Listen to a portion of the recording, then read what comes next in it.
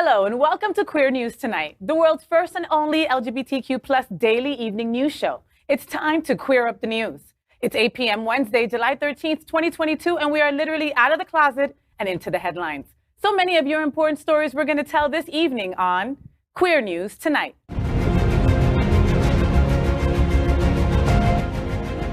This is the world's first live daily LGBTQ evening news show, literally out of the closet and into the headlines on Queer News Tonight with Al Ferguson. Thank you for joining Queer News Tonight. This is the world's first and only unedited live LGBTQ plus evening news show. Whatever happens, you will see it. Queer News Tonight is supported by viewers like you. We are part of the partnership between Happening Out Television Network and Hotspots Magazine. Hotspots is celebrating 36 years of the LGBTQ plus experience. We bring you the best of LGBTQ plus news, entertainment, and support of our community. Yes, I am your anchor at Queer News Tonight, FayWhat. I put Al Ferguson in the trunk of my car. Somebody should probably go see if he's okay. Let's welcome tonight's anchors. We're beginning with my friend anchor Kal Gajraj. Kal is a communications executive and adjunct professor. He also was honored with a Bronze Telly Award for his work as an anchor with the Happening Out Television Network. Where's my award? Good evening, Kal. How are you, Bubby? Good, I'll bring it in. You can borrow it. Borrow it. You don't give a Puerto Rican something to borrow. I keep it. It's mine. I put a necklace around it. I start wearing it around my neck like a rapper. All right. So. Let's welcome anchor John Hayden. John's been a journalist for 27 years and now works for several South Florida outlets, including SFGN, as community editor, covering politics, arts, and philanthropic organizations. Much of his career was spent as a celebrity journalist covering the stupidity and scandals of Hollywood. John's interviewed nearly every big name in TV, movies, and music, and once spent an evening watching a movie with Her Majesty Queen Elizabeth II. God save the Queen. Welcome, John. Thank you so much. And you know, it was so sweet when she said, "Just call me Lizzie." It was like a real moment. Is that really what she said? That's exactly what she said. Something tells me that's not what she said. Amazing. She didn't say hold my crown or anything? But you know what? I would in a heartbeat. I Now let's welcome anchor Dr. Julio Capo Jr. He is a history professor and the deputy director of the Wolfsonian Public Humanities Lab at FIU. He specializes in the history of race relations and immigration in the United States, as well as LGBTQ plus studies. He is an author of the book, Welcome to Fairyland, Queer Miami Before 1940. And he curated a new exhibit called Messages from a Pandemic, AIDS Graphic Communication. Good evening, Doctor. Hi, friend. Hey, welcome back. Weren't you traveling the globe or something? I mean, not the globe. But I mean, yeah. it sure looked like it. Stop. You have to stalk him to watch the pictures. How do you feel? I feel good. I feel relaxed. Where did you go? I went to Greece. I went to P-Town. I went to D.C. I love You went that. to I was all in the gay Town spots. for Were you 4th really? of July. Oh, I was there shortly after. I got there on the 7th. Oh, because you went for Bear Week. I did. Wait a minute. Julio Capo Jr. went there for bear. Allegedly. You know what? I'm just going to let that I go. went to see. Hi, let's welcome. Let's welcome anchor Michael Gongora. Michael was Miami Beach's first open gay elected commissioner in 2006 and also the first openly gay elected Hispanic elected to any public office in the state of Florida. Incredible. He's also currently a candidate for Miami Beach mayor in 2023, so vote. He works as a condo attorney where he's certified by the Florida Bar in condominium and planned development law. Good evening, Michael. You are hired. I love that. I need you with me on the campaign trail every Done. You heard it single here first. day. Michael, we're so happy that you're here, Michael, because you're usually out there saving the world for all of us. What were you doing? I saw a posting that you were like, what, walking or running miles or something on the beach? What were you doing? With no Walking, top not on? running. I'm a recent cancer survivor. I'm happy to share. So I was asked by this charity, H3, to put together a walk to talk about medical issues, health, and walk along Miami Beach's beautiful newly completed beach walk at sunset. So it's tomorrow, 6:30 p.m. on the beach at 53rd Street. Everybody's welcome. Hey. All right, we are your reporters for Queer News Tonight. And this evening we begin with the queer headlines. The LGBTQ plus community in South Florida and across America is diverse. Our community across the world is vast, and we are here to present the bullet points of the queer news for today, Wednesday, July 13th. Let's begin by queering up LGBTQ plus civil rights. RuPaul thanks TV Academy to talk about LGBTQ plus rights.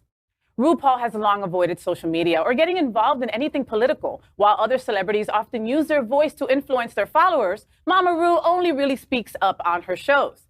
RuPaul's Instagram has only a dozen or so posts over the past year. 2 of those were yesterday, as she shared an image congratulating her show for 11 Emmy nominations. 11! The other one was a post that was very out of the ordinary for the drag superstar. It read, quote, "As the basic human rights of LGBTQ plus people are being threatened once again, I want to thank our peers in the Television Academy for acknowledging the achievement of the beautiful and talented souls that work in front of and behind the cameras at RuPaul's Drag Race. Through the miracle of drag, our spectacular season 14 queens have touched hearts and opened minds around the planet. We will never take for granted the platform we've been given to tell authentic queer stories and pledge to do everything in our power to continue to spread the light, love, and laughter," end quote. Oh, that story makes me so happy. Yeah, Mama Ru, it's about time. She's fantastic, but she has over 4 million followers on Instagram. So it's time to start preaching a little bit. Preach, Ru. Help us move these political issues forward. Right. Like, do we take off a point because someone that's so popular like Mama Ru doesn't use her platform to help us more? I don't. No. I don't. See, I can sit here and be a flamethrower and say that Republicans want children to die, gay children to die. You can sit here and be a flamethrower. But that's not what Ru does. And there's space for that. She brings it. She is the fun face. She is the face that people who are now parents in their late 40s were dancing to when they were in college in the early 90s. Yeah. She is the face that sort of says, okay, come on, it's fun. Yeah. It's okay, you can be with us. And then I can go on and say Tucker Carlson is a terrible, horrible person, which spoiler alert, he is.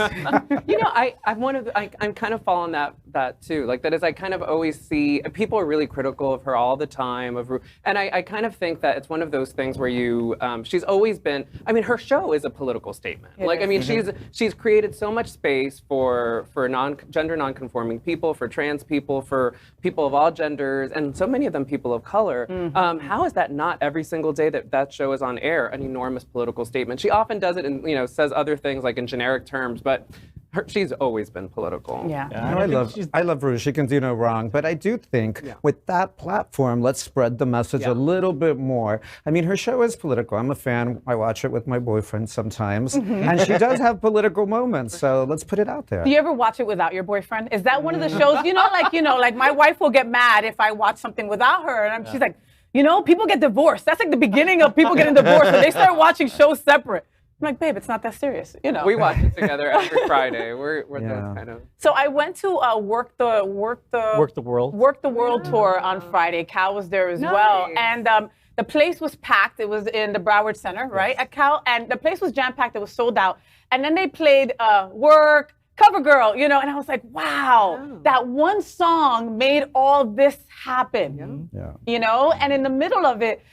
There was this little 12-year-old boy, and Asia O'Hara went on over and asked the little boy, "Who are you here with?" And he goes, "My dad." Yeah. And it was like the best part of like the whole entire show. Yeah. No malice there, just love. Just cute. Yeah, everyone stood up and gave the dad a standing ovation and cheered him on. He was a hot dad. That doesn't hurt. It was really cool. But also, I mean, RuPaul's done such an incredible job building this empire that's transpired across the world. Yeah. So all of these countries now have this platform where drag queens are basically celebrities now, where they never had that platform before. And I think that from a political standpoint, I think she's done a great job with not necessarily being too political in the beginning, and now created this platform where now she could say whatever she wants to say, because she has millions of people following her, and she has that power to do that. And millions of dollars. And millions of dollars to go along with it. Yeah. And now it's time to queer up trans rights. California teen Chloe Cole tells DeSantis hearing why, quote, "wait until they're adults," end quote. First started to experience gender dysphoria. And Chloe, thank you so much for being on tonight. Now, we heard a bit of your story just moments ago. Tell me how this all started. So I was 12 years old when I first started to experience gender dysphoria, and I came out to my parents as transgender, and I expressed that I wanted to seek a medical transition. And shortly after, they referred me to therapist, general pediatric therapist. And at that point, did your parents, ask for multiple opinions from multiple physicians over, a lengthy period of time, or was this kind of a quick series of decisions that were made? So, pretty much all the medical professionals kept pushing the idea that transition is the only path forward to treating dysphoria. What do you say today to young people who might be feeling gender dysphoric, or they think they are, and they're moving into this, whether puberty blockers or actual surgery conversation with physicians? What is your advice to them? Ask yourself, what is it that makes me feel this way? And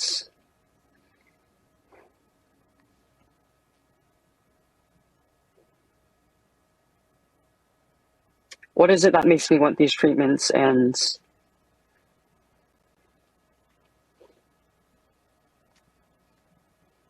do you think they're being forced into thinking this way, or is it the power of suggestion? Are you concerned in certain cases, whether school counselors or the media or Hollywood or just general influences? Is that part of your concern here?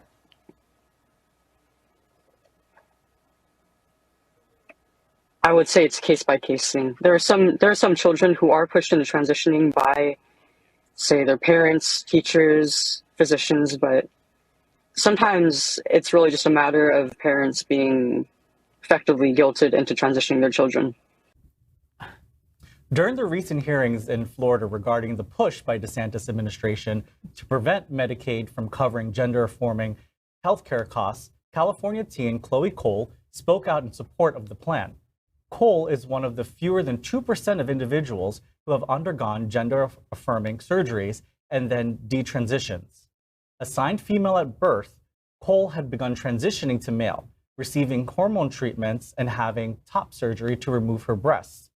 She says that after learning about the possible bonding between a mother and a baby during breastfeeding, she decided to detransition and return to living as a female. She said that prior to transitioning, she was told by therapists that she did not understand the ramifications for her choice, but decided to continue the process. Her hormone treatments started at 13, and she had her mastectomies at 15. She now travels the country speaking out against transgender care initiatives. At Friday's hearing, she warned Florida lawmakers, quote, "No child should have to experience what I have," end quote. When asked what her advice to the public would be, she responded, quote, "Do not transition your kids," end quote. You smell that? You smell that? This smells funny to me. Doesn't it smell funny to you boys? I mean, like, I don't know. She's coming across as a paid actor to me, and she can't at least do the damn interview somewhere aside from a car. Well, I feel sorry for her. I mean, she's obviously a confused young teenager, but I kind of don't get her being the speaking person or the speaking piece for the Republican Party on this issue. I mean, I don't know if she privately paid for her gender transition, if it was publicly funded, but what we're talking about in Florida, she's from California, what we're talking about in Florida is whether you should be able to use public funds for that purpose. She obviously had a bad experience, but what she's saying in Florida is only people with enough money to pay for it on their own should get it, but if you're poor, you shouldn't have the same access to those types of gender reaffirming medications and treatments. Right. Well, in Texas, they're already saying, investigating parents who help their children start hormone therapy and stuff like that. So it's not just about using the money, it's about being able to do it all. And I did the math. We've talked on here before that about 2% of the population is trans. If based on 330,000 or 330 million Americans, if 2% of that 2% decides to detransition, we're talking about 132,000 people. And of that, we would only be talking about the ones under 18. So this affects a very small amount of people, but Chloe, you don't get to set policy for your peers. You just don't. But by the way, God bless her parents, because clearly they had to be on board and supportive of her when she decided to do this at 13 and start the journey, whether she continues it or not. Good on her parents. And I think that, even though it's only 2%, the headline might as well just say 99%, because that's how Republicans are going to read the story and they're going to interpret it. And that's how they're going to present it. Right, because now they're spinning the narrative after watching that interview that she was forced to do this. And she was forced to do this by her parents. She was forced to do this by her school counselors. So this is the narrative they're trying to spin to be like, see, look, this is what the public schools are doing to your kids in school. This is why we can't say gay. This is why, X, Y, and Z. For sure, and that was so clear. I really appreciate that, Kyle, because that's exactly, there's so many layers to the story, but to me, one of the kind of big takeaways from this was that horrible interview with Ingram, where she was so clearly fishing this was the counselors, they made you do it. Right, they made you do it. You saw people on TV, right? That's why you wanted to do it. To instrumentalize this poor young girl's experience and to exploit her experience as if this is going to be universalizing experience. The stats show that is so clearly so far from the case. Yeah. And she knows that. And she knows that. And she said it herself. Yeah. Therapists told me. They warned me against this. Right. I don't know that she really knows this, though. She's 17. She started at 13. I meant Ingram. Ingram knows. I think 13 is too young. That's my personal opinion. Yeah. But I guess every case is different. And that's between a parent and a child, Michael. Right. That's not for anybody else to decide, And I think as a society, we need to start getting on the same page when it comes to there's a lot of talk about rights at certain age. We fight for the age, to purchase a weapon for a higher age. Why is it okay for a kid to transition? Personally, I think kids are too young to make that decision on their own until they're adults. I have these conversations with my trans friends, and I've had a couple of friends who have transitioned. They've held fundraisers, they've raised thousands of dollars, and then they decide to detransition back just because out of a whim. Well, that's not fair. Then I want my money back. Because you don't get to be, a social, and I don't want to say like a charity case, but that's exactly what it is. And I think they're using the platform wrong. And I think that, even for bariatric surgery, you have to go through therapy in order to make the right decision for yourself. So there should be some ramifications and, a waiting period, in order to do something like this. But Cal, this is not something that also happens overnight. Right. This takes years, even, with therapists and certain things that you need to do and certain people that you have to talk to and, school counselors. It takes a tribe for this to happen for a child. Yeah, but you got to be 21 to go to the bar and have a drink. And she's starting gender-affirming procedures at 13. And now she's being used. Okay. At the end of the day, when I first read this story, I have to admit I was mad and I kind of wanted to go and be 16 years old and go beat her up, right? And then that quickly changed, boys, because now I feel bad for her. Right. I feel sorry for her. When they're done using her, she's going to be left alone to this, 100%. And then what? Then she's going to need more therapy because, the PTSD, everything is just going to be so much. She's never going to be the same. Well, watch after watching this interview and seeing how she responded to those questions, she's going to get coached now. Because that's what happens in these situations. She's going to be coached into how to answer these questions in the future, and you're going to see the difference in a couple weeks or days. Does it whenever it happens? And watch, she'll be speaking at the Republican National Convention. Yeah. And can you imagine other LGBTQ plus kids being friends with her? Who are her friends going to be? No one. A starving stray cat in the dumpster behind a restaurant wouldn't be her friend. Wow. Wow, John. Tell us how you really feel. We move on and we queer up the worldview. History made as Slovenia first former communist country with marriage equality. All this as Russia, their former overlords, want to ban gay. A milestone in LGBTQ plus rights has been reached in Slovenia, the home country of the former First Lady, Melania Trump. Love saying former. The country's constitutional court ruled that the ban on LGBTQ plus marriage equality and adoption is, quote, inadmissible discrimination against same-sex couples, end quote. The court also ruled that the country has 6 months to enact new laws upholding equality for LGBTQ plus couples. When it does so, it will become the first former communist state with marriage equality. The Freedom Movement Party, the political party with the most seats in parliament, issued a statement saying, quote, we promise to work to prepare and adopt legislative amendments as soon as possible to ensure equal rights for all. This is great. Yeah, this is fantastic. This is great. And this is I think a lot of it is the power of the EU.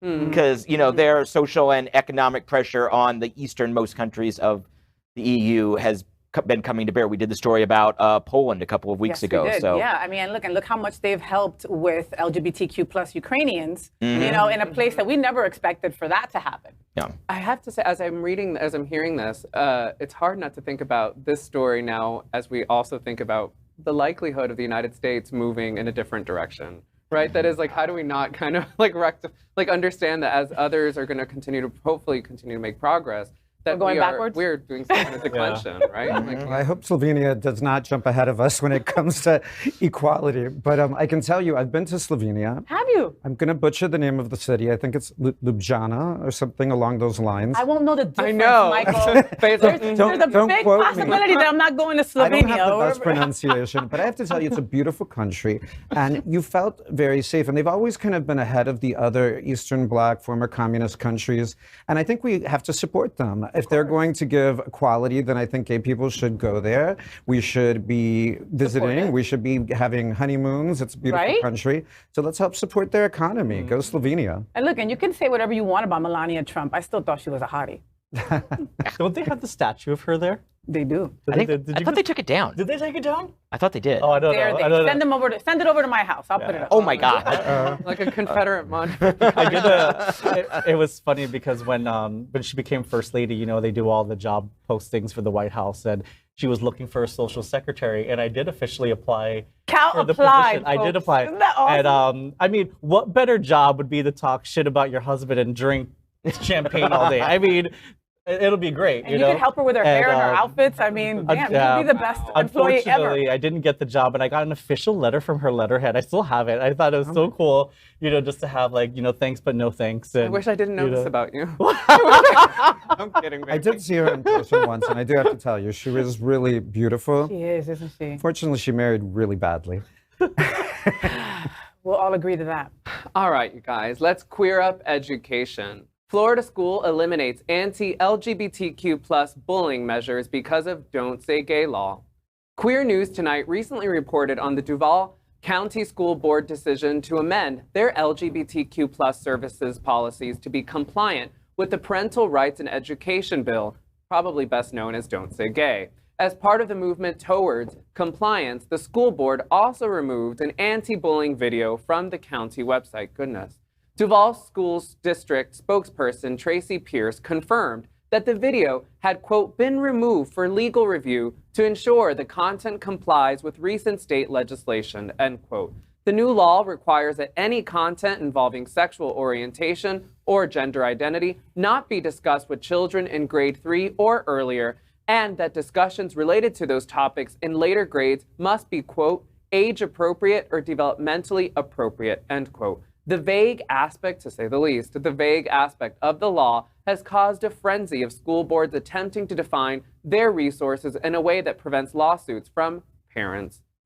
What a mess.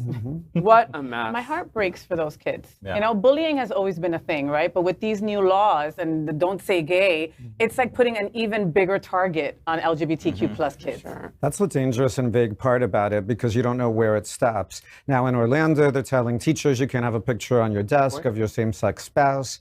When I was on the commission, I created our anti-bullying task force, and we worked with the kids in the schools. And they are the ones that actually created legislation that we incorporated into city laws. And from what I read online, it's the kids that helped create that anti-bullying video. It was appropriate for them, and now because of Don't Say Gay, they're afraid. Right? I had read it. They had even used like their own speech. So it was kind of like their terminology and them understanding each other. And how do you take something like that down? I mean, I don't like that we're calling the law vague. It's not vague. It's very specific. It says, yes, bully your classmates. It says, yes, bully each other. It's state-endorsed bullying, and that is loud and clear to me. I think that's true, but it is vague in its specifications. So like I mean, that's part of it's the fear that's the most dangerous part of this, that it's actually not really clear what can and cannot be done, and because of that ambiguity, people are really scared about how they're going to navigate life as a teacher, as a student, as a you know, our GSA is going to remain open. I mean, you're right. Like in some ways, we're kind of feeding into it by calling it vague. because no doubt it's homophobic. It's not indistinctly unhomophobic, right? It's definitely homophobic. But it's hard to know what's going to be policed and what's going to be regulated. It's also going to create a differentiation. In South Florida, where we have, let's face it, more Democrats, they're going to look to implement it less severely. But what you're going to see in the northern part of the state is removal of videos. Right. You can't have a picture. You can't bring your spouse to a school event. I mean, who knows how far they're going to take it. Right. Yeah. And I mean, even when you look at the state of Florida and across the country, there is a massive shortage of teachers. Yeah. And, you know, having worked in the education system before, there's a large amount of LGBTQ plus teachers in our public school setting. So I would actually love to see them all walk out one day. Yeah. Wow. And see what would actually happen, because they can't hold class if the teacher is not in the classroom. Yeah. So what is all these states and politicians going to do if there's no teachers? They can't hire more. No one's applying to be teachers anymore. You know, I mean, you know this from teaching in higher education, but it'll be very interesting to see what would happen. So there's more teachers. They just need to walk out and take a stand. I did a story on my show, on the FayWhat show, and there was a teacher of the year who actually was like, you know what? I'm not doing this shit. Wow. Yeah. I quit. Wow. So you lost a teacher of substance, a teacher that was able to guide these students, you know, and make their lives better. And now future students won't have her. Yeah. You know, it's happening at the local, because I know we often think of ourselves, like in South Florida, as kind of sometimes being immune to some of the more, you know, egregious parts of these things. But in the front page of the Sun Sentinel the other day, that we found out the Stonewall National Museum and Archives, our local LGBTQ archive, received a whole shipment of books that have been essentially, you know, in anticipation of the passing of you know, what's going to happen with Don't Say Gay, of all these children's books that have like 2 gay dads or whatever. I mean, like just like 10 boxes or something. I mean, like it's out of fear of what might happen, not necessarily what is going to. Like it's unclear what this is going to look like. But I think that's just, fear is really manipulative, right? Like, I mean, you don't know, so you take out that photo of you and your partner on your shelf or whatever, right? Or you don't have the gay flag or whatever. Look, again, I go back to those kids. My heart breaks because I mean, you know, we'll know from the Trevor Project next year, but you know that suicides will be up. Okay, that's it. We have to fight it too. There's legal challenges to the law, so let's hope that one of them prevails and we see a change. Yeah. All right, more fun. Let's now queer up entertainment. The biggest cheers and jeers in LGBTQ plus nominations for Emmys 2022. The 2022 Emmy nominations were announced yesterday, and the internet's going wild over the LGBTQ plus favorites who were nominated and at the ones who were ignored. RuPaul, yes, Mama Ru and Drag Race have a combined 11 nominations, and popular shows and actors like Queer Eye, Arcane, Jane Lynch, and Saturday Night Live stars Bowen Yang and Kate McKinnon also received nominations. But many fans are upset that actors and actresses like Hunter Schafer from Euphoria, Ariana DeBose from Schmigadoon, Carl Clemens Hopkins from Hacks, well, they were snubbed. Some shows like Our Flag Means Death, gonna have to check that one out, and Q-Force were left out, and the internet seems split on if that was a good thing or a bad thing. I have to say, Euphoria ended up being one of my favorite shows. It terrified me the first episode, but once I got into it, I loved it. And Hunter Schafer was very, very deserving of an award. Yeah. Euphoria is the best show on television. Really? It is. That is a big statement coming from you, John. It is. Yes, it is. It's how I feel. I really believe it is. It is such a raw look. Sensationalized, sure, but it's television. But it is such a raw and real look at what kids go through. And Hunter is amazing, and she absolutely should have been nominated. Yeah, a lot of snubs. I'm gonna see it. Right, a lot of snubs. Do you think it's because it's LGBTQ based? No. Do you think? I mean, because I thought that like Lil Nas X got snubbed by like every award that he was nominated for, every single one. And I'm like, it's because he's gay. I know it. No, it's because he should do something that's award worthy. Oh, he has. Let's not get into Lil Nas. I love Lil Nas. Listen, if you want to win an award, do something worthy of winning an award. I love you, Lil Nas X. You can do whatever you want. All right, you could fart. I will make it perfume and I will sell it. You know, but I don't agree with that far, but like. but the problem is, like, a lot of times you say, well, okay, if you want to add Hunter, who are you going to take away? And all the nominees are really, really deserving. And this is perhaps for some of them, the biggest day of their lives. I was nominated for an Emmy. And you were? I was. Look at her. Wow, mic drop. Everybody take a moment. Take that in. All right, And when you find out about it, when you find the news. Did you win? Okay. I was nominated once for an Emmy.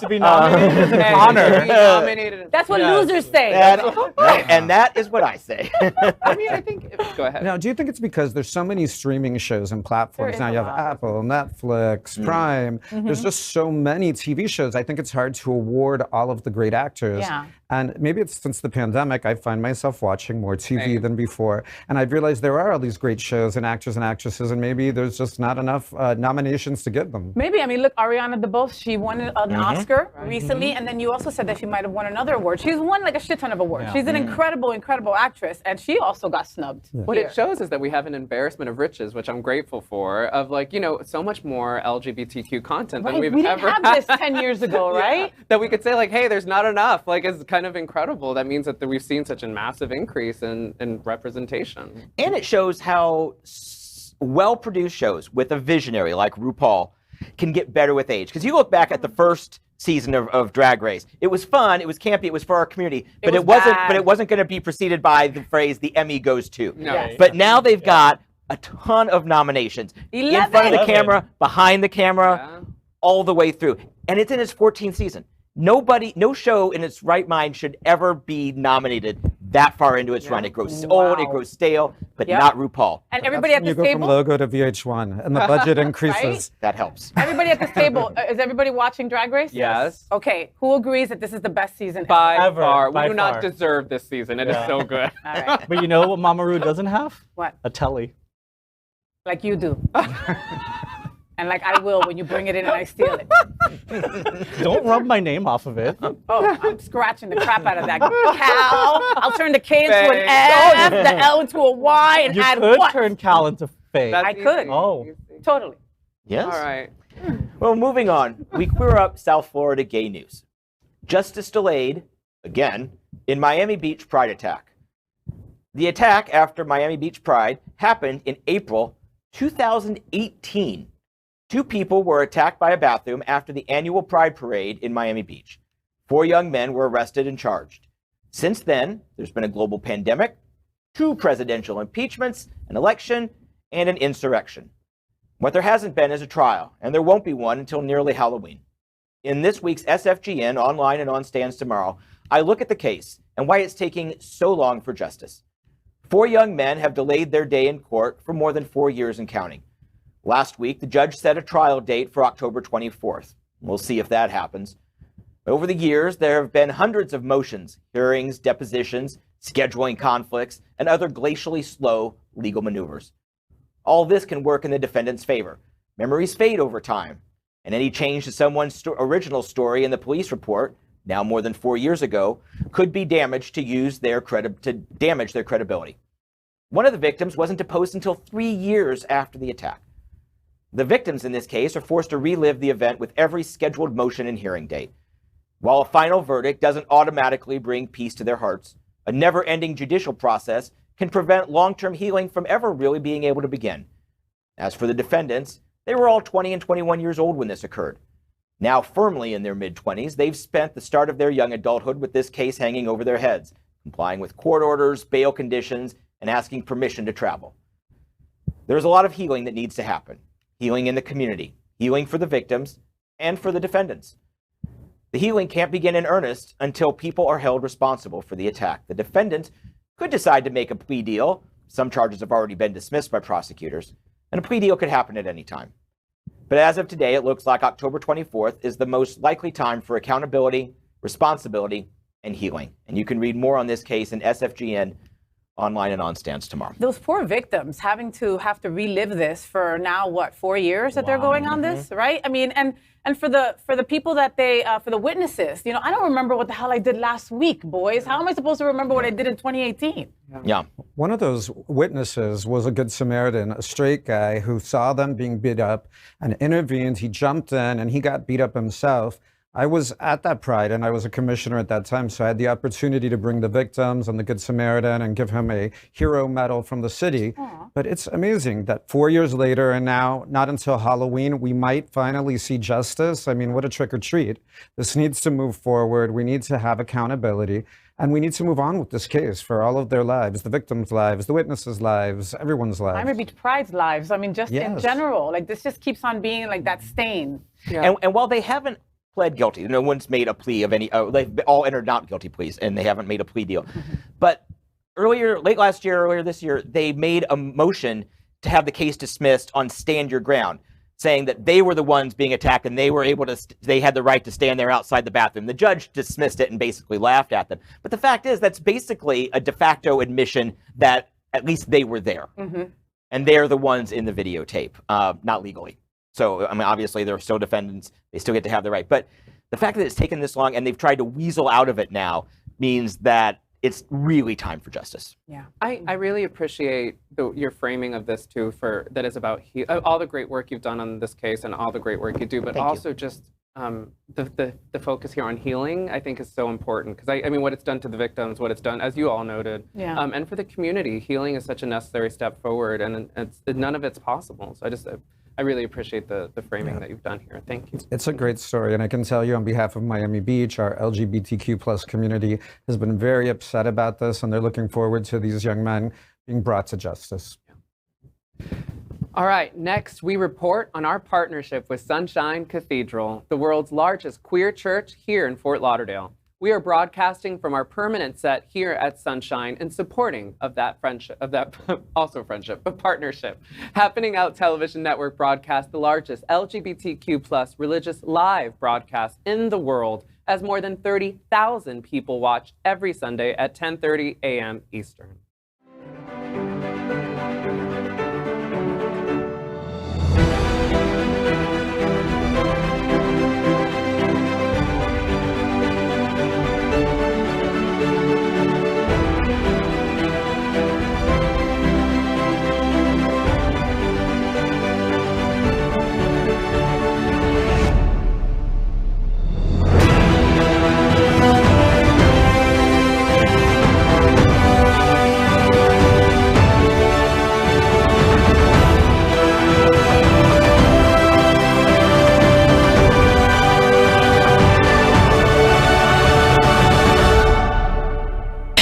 It's Rachel Maddow and Sunshine Cathedral. That is my queer church. That's funny. That is today's news for the LGBTQ plus community on the world's first and only daily LGBTQ plus evening news show. Is our community important to you? Then help us by liking and subscribing. Ring the bell for updates.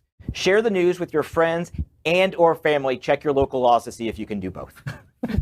That is, post the broadcast in the many groups you are a member of. Tonight's stories about our community deserve the attention of your family and your friends. Tonight is the only live LGBTQ plus digital television show in the world that is out of the closet and into the headlines. We need your support. If our community is to grow, we must tell our stories and bring them to the attention of the broader world.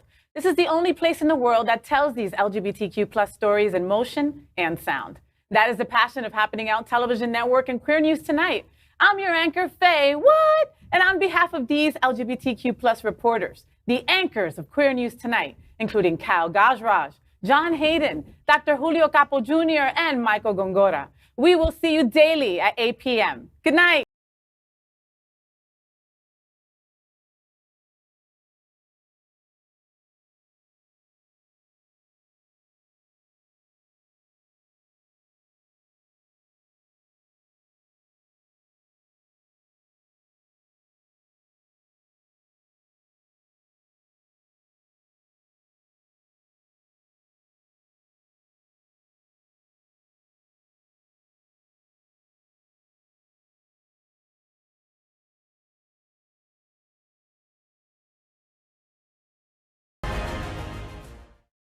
LGBTQ plus news is vital for our community and for the broader world as a whole. We have enough enemies at Fox News. Tucker, Sean, and Laura are loud. We need passionate allies. Happening Out Television Network, Queer News Tonight, and It's Happening Out are literally out of the closet and into the headlines. Our community needs your support. Like this broadcast and subscribe now.